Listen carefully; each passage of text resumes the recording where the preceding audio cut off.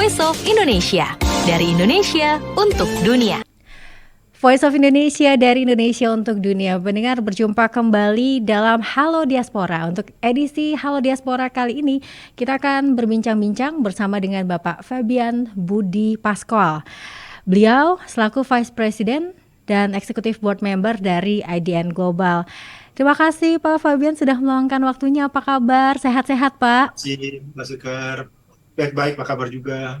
Baik, nah ini boleh saya diceritakan Pak bagaimana awalnya bisa bergabung dengan IDN Global? Apakah menetap di satu negara di US atau sempat berpindah-pindah juga nih Pak? Jadi memang saya punya secara praktikal punya dua domisili di Amerika dan di Jakarta. Anak-anak saya di Amerika dan saya juga banyak aktivitas di sana, terutama aktivitas sosial, dan juga di Indonesia juga karena by profession saya berprofesi di Indonesia. Oke. Menembus batas waktu yang cukup panjang, jaraknya juga cukup jauh, Jakarta dan juga Amerika Serikat ya Pak ya. Dan ini masih juga meluangkan waktu untuk IDN Global dan juga sosial di sana ya Pak Fabian ya. Kalau untuk di Amerika Serikat sendiri untuk bolak-balik ini sudah berapa lama Pak Fabian? Mungkin sekitar 10 tahun. Jadi tahun 2013 anak saya ke sana, ya memang pas 10 tahun berarti memang mereka ke sana. Dan sejak itu saya bolak-balik ke sana. Saya juga punya kediaman di Amerika yang ditinggali sama anak-anak kami. Oke, baik. Nah, untuk edisi Halo Diaspora kali ini kita punya tema yang begitu menarik nih, Pak Fabian ya. Mengemas mentalitas lintas batas. Nah, ini untuk mengemas mentalitas lintas batas sendiri, kita perlu membicarakan mengenai mentalitas yang ingin didefinisikan ya. Kalau saya melihatnya lintas batas ini sebagai diaspora ya, sebagai global citizen, sebagai warga negara Indonesia yang ada di berbagai penjuru dunia. Nah, ini mentalitas seperti apa Pak yang sebetulnya harus dimiliki? Iya, jadi saat ini kan kita dalam dunia yang global ini, salah satu ciri dari globalisasi adalah spesialisasi. Jadi tiap daerah, tiap negara itu punya kehebatan masing-masing, negara lain punya kekurangan masing-masing, sehingga lahirlah spesialisasi. Nah, karena ada spesialisasi ini, dunia akan terkoneksi. Inilah yang menjadi pangkal terjadinya globalisasi. Walaupun sekarang kita lihat ada tren yang namanya deglobalization. Friendshoring, ada sekarang friendshoring, istilah baru. Nah, dari globalisasi ini, kata kunci kedua adalah konektivitas. Jadi dunia yang sangat global ini membutuhkan suatu jaringan hubungan antara titik-titik dan simpul-simpul penting dunia yang kita namakan tadi konektivitas. Kembali ke istilah mentalitas tadi adalah bahwa yang diperlukan sini adalah wawasan global. Dengan istilah mentalitas yang saya maksudkan adalah wawasan global yang mampu melihat the big picture and the long run of the world gitu ya. Kita dengan kemampuan melihat gambar besar, maka kita akan punya kemampuan juga untuk mengidentifikasi di mana titik kita yang kita bisa berada di dalam gambar besar tadi. Artinya kita bisa melihat, ya sederhananya dunia sekarang kan supply and demand lah. Nah, kita di sisi mana nih? Sisi supply, sisi demand, atau kita sebagai connecting, sebagai jembatan apa yang menghubungkan supply dan demand tadi. Jadi kembali ke mentalitas tadi adalah sederhananya adalah kita punya wawasan global. Oke. Nah, kalau untuk diaspora Indonesia yang ada di berbagai penjuru dunia, Bapak melihatnya apakah lebih sebagai supply, demand, ataupun menghubungkan nih Pak? Ketiganya, karena Ketiganya, dunia nggak ada sekarang yang kan lebih. kadang-kadang supply and demand itu agak kabur. Dan bahkan masing-masing titik supply dan demand ini bisa menjadi konektor Mm-mm. yang menciptakan supply dan demand yang baru. Oke. Nah, kalau kita lihat contohnya kayak sekarang, bisnis model sekarang kan seperti Gojek, Grab di Indonesia, Mm-mm. mereka justru menciptakan supply. Mm-mm. Biasanya kan orang menciptakan demand gitu kan. Mm-mm. Mereka ini menciptakan supply dengan mensuplai jasa-jasa baru teknologi dengan menggunakan teknologi, sehingga adanya supply ini lahirlah demand-demand untuk keperluan kita pesan makanan online, kita pesan taksi, Mm-mm. demand untuk order makanan online, transportasi online itu kan nggak ada. Mm-mm. Itu baru ada setelah adanya supply dari si penyedia jasa, dalam hal ini seperti Gojek, Grab atau di luar negeri Lyft, Uber. Mm-mm. Jadi mereka ini menjadi game changer di mana Mm-mm. dunia terbiasa sebelumnya dengan bisnis model yang menciptakan demand, Mm-mm. tapi ini mereka menciptakan supply lebih dulu. Mm-mm. Nah, diaspora ini kita berada, jadi ambil contoh juga Pak Nadiem dulu, beliau dengan pernah tinggal di luar negeri, sekolah luar negeri, dalam waktu tertentu beliau menjadi diaspora kan, Mm-mm. beliau kembali ke Indonesia, beliau menciptakan produk baru yang multiply efeknya sangat besar. Mm-mm.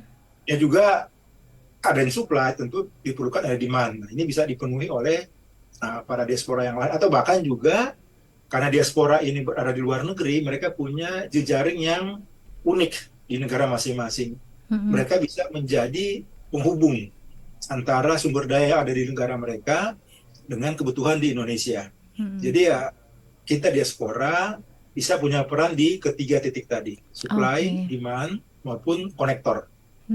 Oke, baik. Dan inilah IDN Global itu di mana memang banyak anggotanya itu sebagai konektor, seperti itu ya, Pak. Ya, lebih karena salah satu moto dari Aden Global adalah connecting the dots. Kita Mm-mm. connecting people Mm-mm. dan juga kita connecting the dots. Oke, baik. Apakah ini sebagai konektor ini satu level yang lebih tinggi lagi daripada diaspora-diaspora lainnya yang memang misalkan mereka di sana sebagai apa ya mahasiswa bekerja atau supply dan demand itu sendiri, Pak? Jadi sebetulnya pengertian diaspora ini sangat luas. Mm-mm. Nah, buat buat orang Indonesia yang berdomisili di luar negeri Mm-mm. juga merupakan diaspora. Walaupun mereka Mm-mm. mahasiswa, mereka juga bagian dari diaspora. Mm-mm. Bahkan diaspora itu ya mencakup lebih luas lagi. Jadi umpama ex-WNI yang sudah tinggal di sana, Mm-mm. uh, atau bahkan orang yang mempunyai atensi untuk Indonesia. Nah, kita bisa menganggap mereka sebagai bagian Diaspora. dari secara hati gitu ya. Baik Mm-mm. baik hati mereka juga bisa menjadi diaspora, atau paling enggak sumber daya akan mendukung diaspora Indonesia. Mm-mm. Oke, berarti tadi yang disebut mentalitas adalah memiliki wawasan global yang bisa mengetahui big picture-nya, kemudian posisi-posisi di mana mereka, titik mereka berada ya. Kemudian apalagi Pak dari mentalitas yang harus dimiliki Pak? Jadi wawasan global itu hanya satu dari tiga yang menurut saya yang kita perlukan. Mm-mm. Jadi selain berwawasan global, uh, jadi wawasan global itu lebih, kalau saya bisa ramu ulang, Mm-mm. adalah berakses global. Jadi Mm-mm. akses global, kemudian wawasan itu kita punya wawasan nasional, Mm-mm. NKRI kita, dan juga kita punya kearifan lokal. Jadi ada tiga unsur yang akan sangat membantu kita menghasilkan identitas orang Indonesia yang global, adalah kalau kita punya tadi akses global, wawasan nasional, dan berkearifan lokal. Mm-mm. Karena kenapa kita perlu kearifan lokal? Karena kita tahu Indonesia tuh kalau nggak salah ada 400 sampai 700 kata orang apa namanya masyarakat adat kita lah ya. Mm-mm. Jadi suku. Nah, masing-masing suku ini justru menjadi pembentuk identitas nasional kita, sehingga sangat penting bagi kita juga untuk memastikan bahwa kearifan lokal kita secara domestik tetap kita pertahankan di dalam tatanan nasional maupun di tatanan global tadi. Nah, semua ini tiga ini akan membentuk yang saya bilang tadi mentalitas lintas batas. Jadi Oke. ketika kita pun Mentalitas. di luar negeri, Mm-mm. kita tidak lupa dengan Indonesia. Mm-mm. Demikian kita akan sanggup untuk membawa kepentingan Indonesia di kancah internasional. Demikian juga dengan identitas domestik kita. Memang saya suku Minahasa, saya masih membawa keminahasan saya ke dalam konteks global.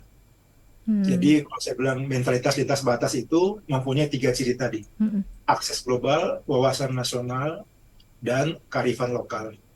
Oke, tapi biasanya ketika menjadi diaspora, barangkali yang ketika masih tinggal di dalam negeri gitu ya atau di Indonesia, eh sifat nasionalismenya gitu atau kearifan lokalnya tuh nggak begitu kental, tapi keluar justru malah semakin semakin kuat gitu ya. Biasanya gitu nggak Pak Fabian?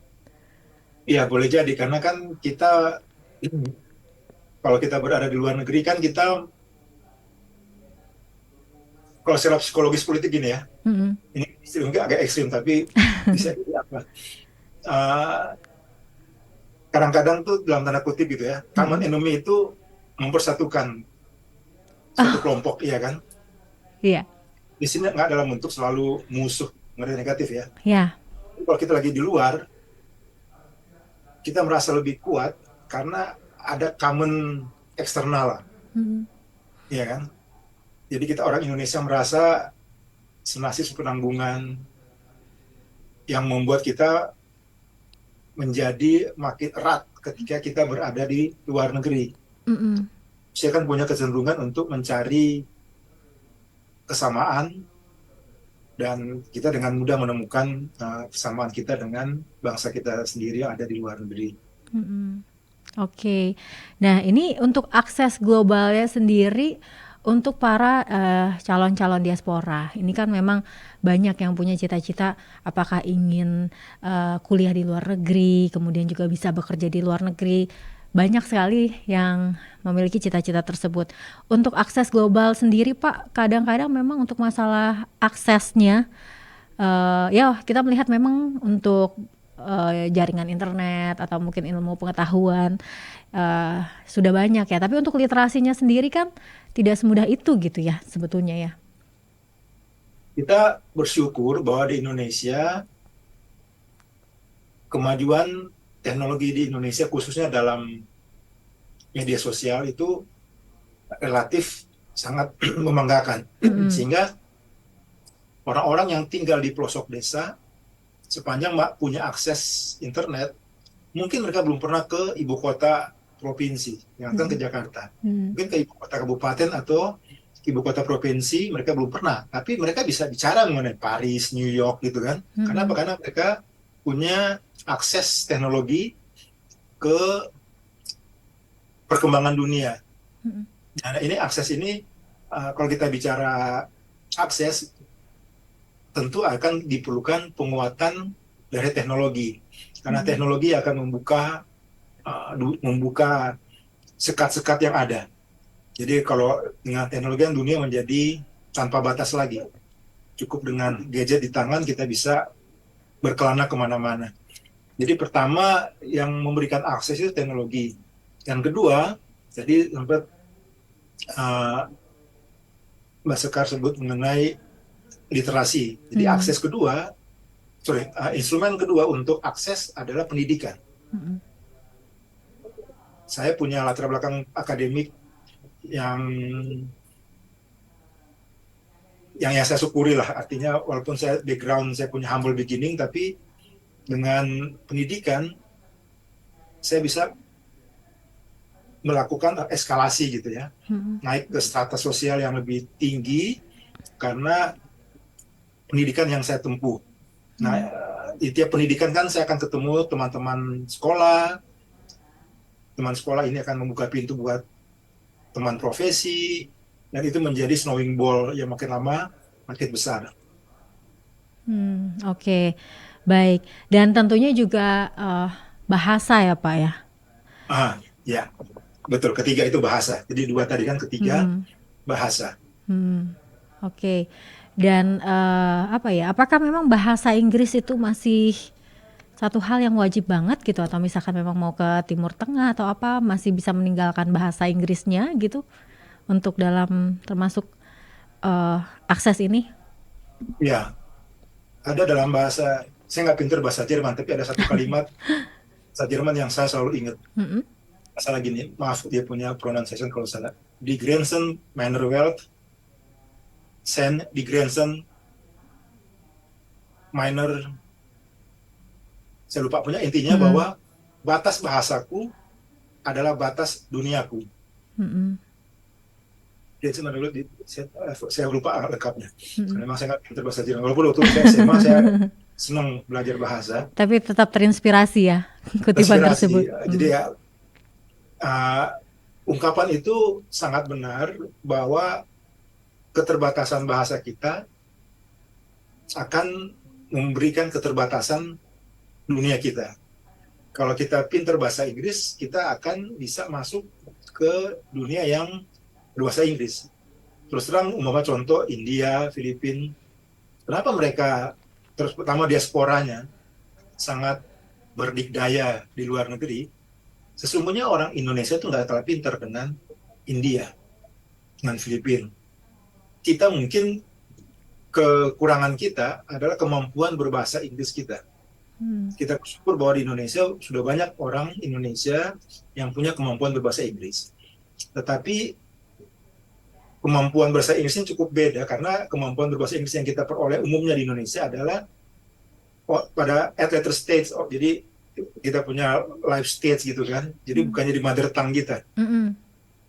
Sementara India, Filipina, mereka lahir memang udah berbahasa Inggris. Orang tua mereka punya kemampuan berbahasa Inggris. Nah, jadi sangat benar tadi dikatakan bahwa kemampuan berbahasa asing juga merupakan salah satu, buat saya, kunci ketiga untuk akses global tadi.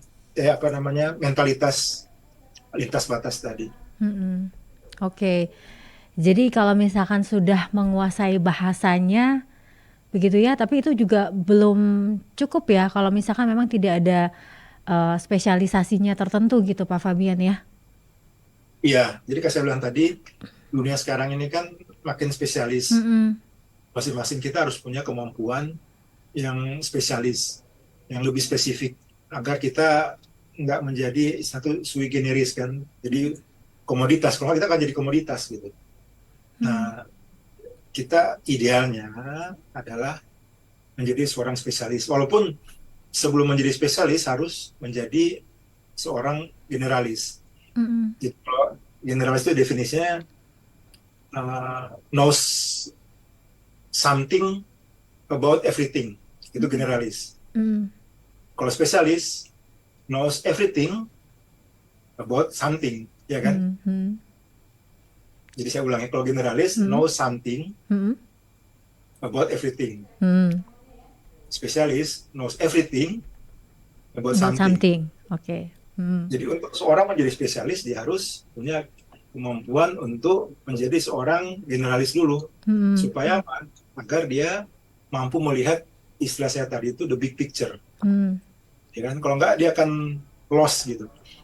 Ibarat kalau dalam bahasa kan tiap teks ada konteks gitu kan. Teks yang sama bisa makna yang berbeda kalau konteksnya lain. Jadi kita sederhana demikian ketika kita menjadi seorang spesialis. Berproses menjadi spesialis. Oke. Kalau Pak Fabian sendiri melihat untuk karakteristik diaspora Indonesia, apakah sudah memiliki mentalitas yang demikian barangkali di tempat Pak Fabian sendiri bermukim ya? Iya, kita orang Indonesia kan sejak dulu kita budaya, karena kita arkeologi, kita selalu bangga bahwa dulu nenek moyangku pelaut yang hebat, di laut kita jaya. Jadi slogan-slogan ini secara implisit menunjukkan bahwa kita orang Indonesia itu sebetulnya punya daya saing di luar. Nah, ketika kita di luar, kita lihat dari pengalaman observasi saya bahwa orang-orang Indonesia sangat kreatif untuk bagaimana bukan hanya survive, tapi juga thrive gitu. Ketika kita berdiaspora di luar negeri, minimal dari kami itu survive, ada. Mungkin hidupnya nggak luxury gitu ya, Mm-mm. tapi comfortable life ada ketika diaspora Indonesia itu berada di luar negeri. Beberapa orang yang menonjol. Contoh Mama Pak Sehat Sutarja, Mm-mm. beliau pendiri kalau nggak salah Marvel Inc. Beliau punya perusahaan. Jadi Marvel ini ada pembuat chip, salah satu pembuat chip terbesar di dunia. Hmm. Hampir semua handphone kita itu ada chip itu produk dari Marvel Inc. Oh. Buatan dari Pak Sehat Sutarja. Mm-mm. Perusahaannya Pak Sehat Sutarja, beliau di California Utara. Mm. Dan juga ada beberapa diaspora Indonesia yang unggul di luar negeri. Jadi Mm. intinya kembali ke pertanyaan tadi, kita orang Indonesia punya genetik, kita punya DNA Mm-mm. untuk bersaing di luar. Kita punya daya saing sesungguhnya. Oke, oke.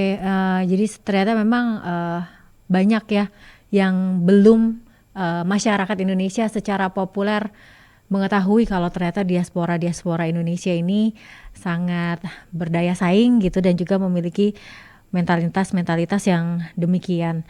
Tapi Pak, kalau misalkan ada yang bilang nih kalau diaspora Indonesia kalau sudah sukses di tempat mereka gak mau pulang, itu kan banyak banget yang mengatakan seperti itu ya Pak. Padahal kan sebetulnya untuk berkontribusi itu bisa dilakukan dari mana saja. Nah, menanggapi eh pernyataan-pernyataan yang demikian seperti apa Pak Fabian? Itu ada benarnya, Hmm. karena benarnya mungkin itu ada beberapa faktor. Pertama mungkin ya sederhana lah, buat manusia kan kita punya comfort zone gitu ya. Mm-mm. Kita cenderung untuk kalau bisa jangan keluar dari comfort zone yang ada, Mm-mm. ya kan? Mungkin itu alasan pertama. Alasan kedua mungkin kalaupun mau kembali ke Indonesia, bidang yang akan digeluti di Indonesia itu belum compatible sama kemampuan dia gitu.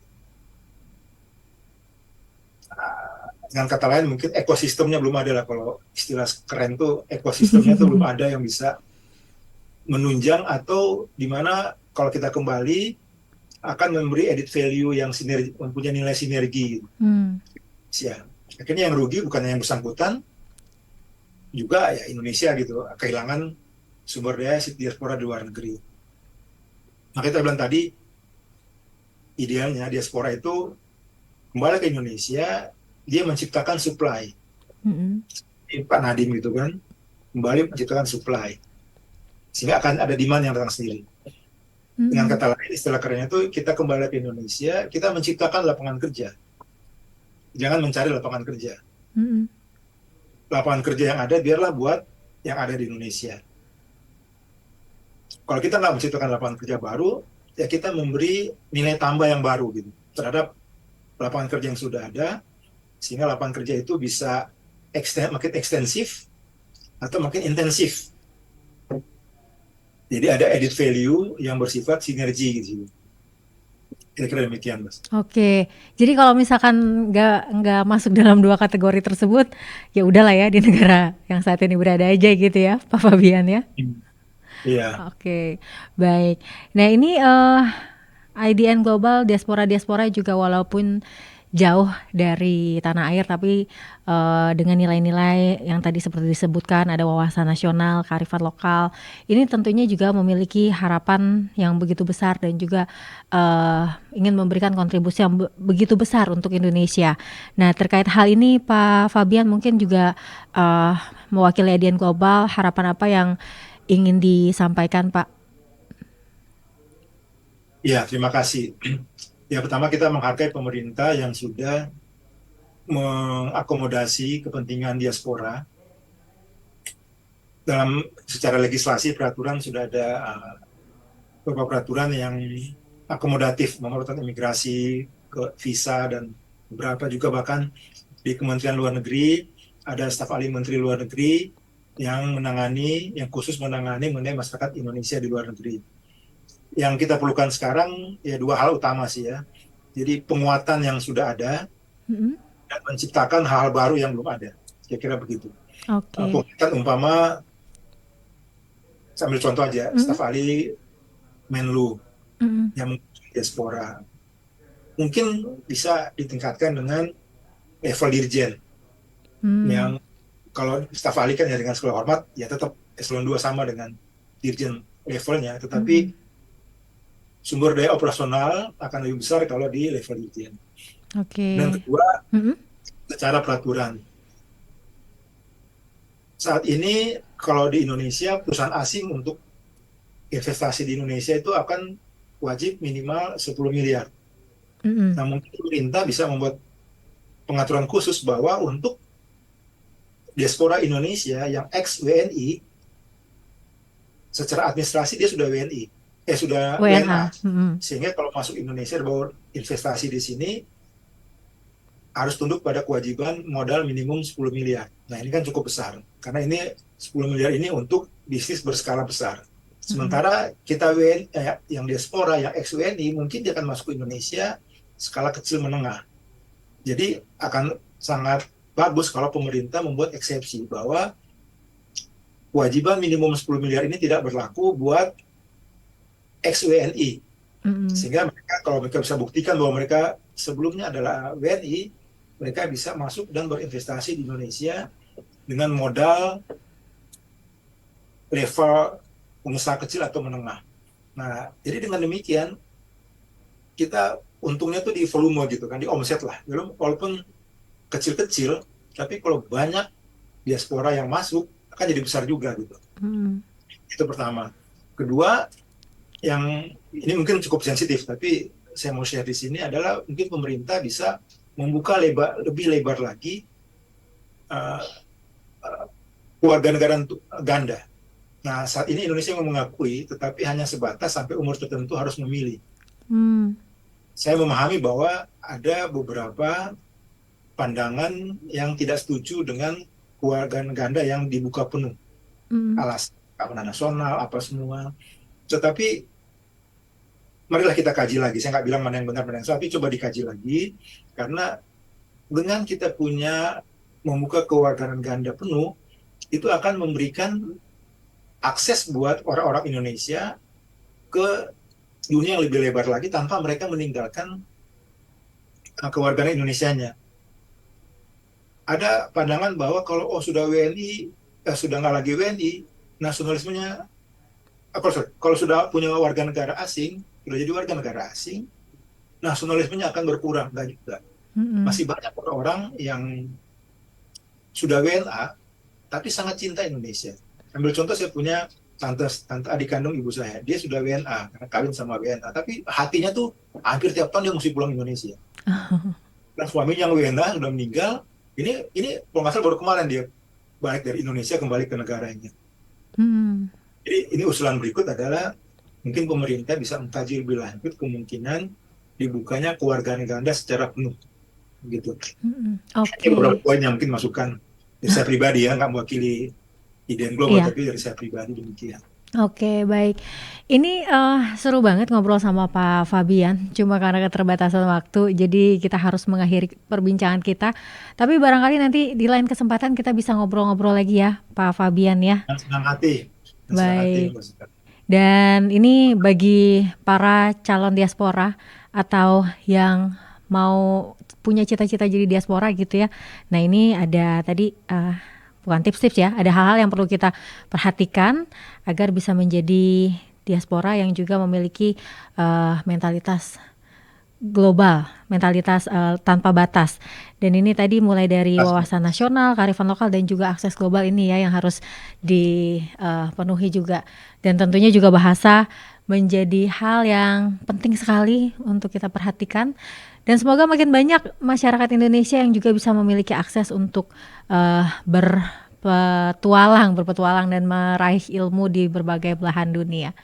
Terima kasih Pak Fabian Budi Pasqual. Salam sehat. Terima kasih. Voice of Indonesia, dari Indonesia untuk dunia.